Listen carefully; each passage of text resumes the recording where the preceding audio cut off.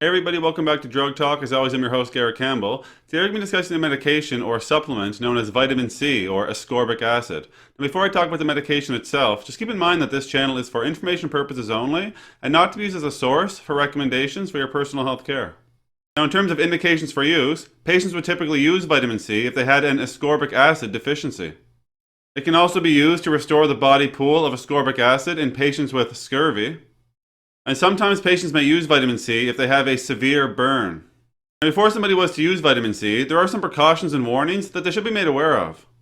The first thing to note is that vitamin C is not intended to be used long term.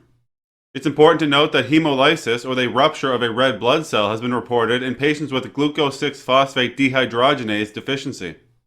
A reduction of dose may be necessary and close monitoring would be recommended. In some cases, the vitamin C would have to be discontinued. Vitamin C has the ability to interfere with laboratory testing. This could include blood and glucose urine testing, bilirubin and nitrate levels, as well as leukocyte count testing. We would typically delay these tests for about 24 hours after the infusion of vitamin C. Acute and chronic oxalate nephropathy has been reported in patients using high doses for an extended period of time. There would be an increased risk of this occurring in patients with renal impairment, geriatric patients, and patients less than 2 years of age. And finally, acidification of the urine may occur, which may lead to precipitation of cysteine, urate, or oxalate stones. Now, once somebody is made aware of the precautions and warnings and they start to use vitamin C, they may receive their dose orally, intramuscularly, intravenously, or subcutaneously. For patients with an ascorbic acid deficiency, they may receive 200 milligrams intravenously at a rate of 33 milligrams per minute for a maximum of 7 days. They would do this once daily. The maximum dose in this setting would be that 200 milligram dose. An off-label dosage for the oral formulation would be 1 to 2 grams orally once daily for the first 2 days, and then 500 milligrams once daily for 1 week.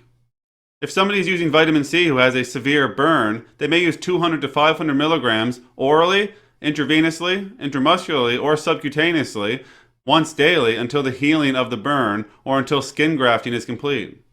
In terms of side effects with vitamin C, with the injectable formulation, sometimes patients may have an injection site reaction. This may appear as swelling at the injection site, and they also may have pain at the injection site.